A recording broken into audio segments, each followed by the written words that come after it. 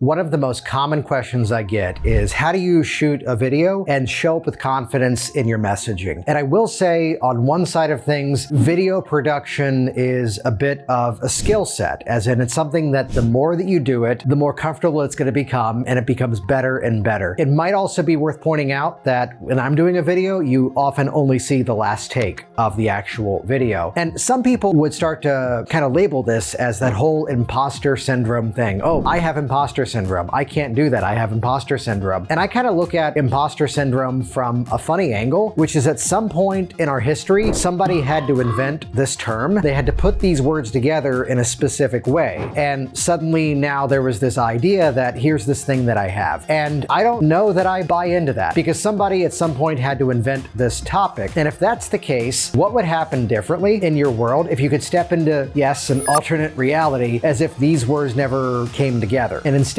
you kind of can just look at the scenario of producing video as something very workable. Here's something I haven't done a lot of. Here's something I could probably learn a few things about, and the more I do it, the better I'm going to get at it. A quick story comes to mind that illustrates this, I know, in a very roundabout way. I got into strength training a number of years ago. I'm only 5'4", and I kept hurting myself in a gym. I'm convinced that every piece of gym equipment is built for someone taller than me. And so I wanted to learn how to properly exercise using free weights, dumbbells, barbells, kettlebells, stuff that I could travel around the world, and they always have that equipment. Worst case scenario, I have to do math, if I'm over in Europe with the metric system. And so I hired this personal trainer, and as we work together, he teaches me this extremely specific weightlifting move. It's called a deadlift, which is a horrible name for an exercise. And he walks me through the mechanics, and then I say to him, okay, I think I got it. I can see with practice, I'm gonna get better at that. And he stops me in my tracks. He stops me and he says, no one says that to me.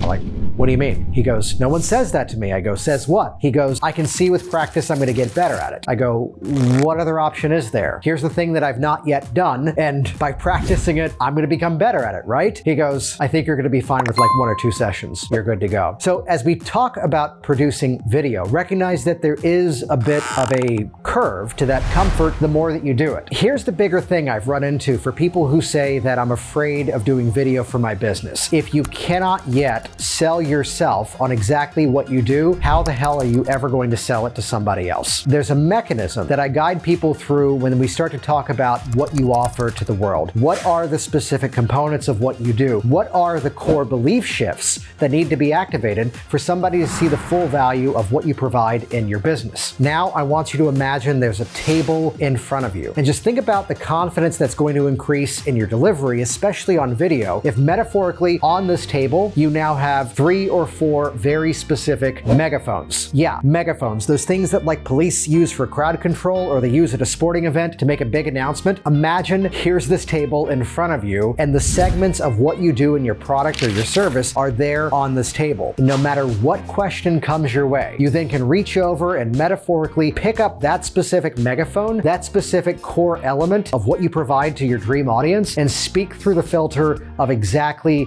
that megaphone, that component of your offer. Here's the thing that begins to happen that many of you haven't yet realized. When you find yourself completely rambling on camera, talking about what you do and why it's important, telling some story about who knows what that means is you have completely lost focus on the importance of that story. Instead, this idea of a table in front of you with very specific megaphones, when you ask me a question about online marketing, I know exactly which megaphone I'm going to pick up and I'm going to speak through to answer your question. If you try to get some help from me on why didn't this other thing work, I know exactly which specific megaphone to pick up and speak through to clearly answer your question in a concise way. Here's the thing that most of you need to realize. You would like to think that most people are looking and deciding if they actually want to hire you, but again, they're looking for more reasons to not hire you. So your job as an online business owner is to start to plant that belief shifting persuasion in advance. So the more they listen to your message, the more they are selling themselves on the specific components of what you do. And you need to realize those components have nothing to do with perhaps the number of sessions, how long your meetings are, if it happens in person, if it happens online, and it absolutely doesn't matter how many videos are in your online library if you're producing courses. Instead, all the elements of what you speak about need to continuously elevate a new story in the mind of your ideal audience so that now they are selling themselves themselves into what you do even before you ask for the sale. Can we take a moment and just appreciate how this message has nothing to do with actually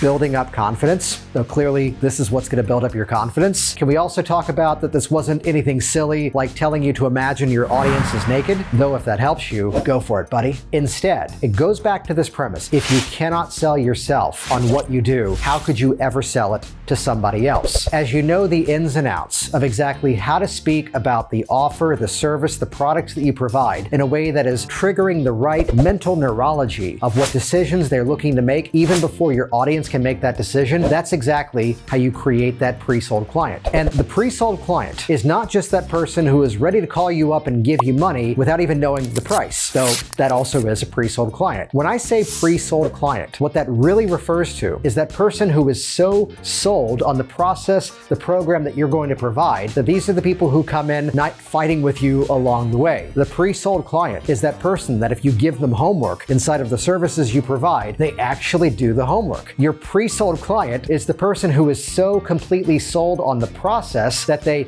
get this, actually make use of what you share with them, actually go through your client onboarding, actually watch the videos in the library. And can you see why your pre-sold client is that person who's likely going to be extremely successful with what you do? And they're also going to be that person who leaves you wonderful reviews online. The pre-sold client is also that person more likely to send you referrals too. Let's go back to the core message here. Building up confidence in online videos. It really comes down to how well do you know what you do? Knowing exactly what to say, how to say it, and why to say it. Once you take the guesswork out of that, you've crushed the overwhelm out of attracting pre-sold clients to your business, and you find a greater level of confidence on video, in your writing, everywhere else too.